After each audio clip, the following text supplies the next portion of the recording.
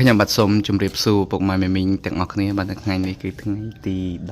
16បាទខែវិច្ឆិកាឆ្នាំ2025នៅក្នុងថ្ងៃនេះពុកម៉ែមីងខ្ញុំបាទមានសបិនចែកជូនទៅកាន់ពុកម៉ែមីងផងដែរបាទចឹងនៅក្នុងសបិនហ្នឹងគឺវាមានគាត់ធ្លាប់ជាកូនសិស្សខ្ញុំដែរពុកម៉ែមីងហ្នឹងហើយគាត់ក៏ធ្លាប់ទិញម៉ូតូរបស់ប្អូនខ្ញុំអញ្ចឹងណាហ្នឹងហើយទៅវាថាម៉ូតូជិះអត់ស្រួលខ្ញុំក៏វាថាចង់ជួសជុលអីគាត់អញ្ចឹងគាត់យកមកទុកនៅខ្ញុំហើយបាទខ្ញុំក៏បងវាថាដោយសារតែសាំងវាមានលេខទឹកអញ្ចឹងណាអញ្ចឹងខ្ញុំក៏យក7បាទគាត់មាន7មួយខ្ញុំមាន7មួយច្បាច់មួយក្នុងធុងសាំងទាំងអស់គ្នាប៉ុន្តែពេលនៅមើលទៅគឺវាជាអត់មាន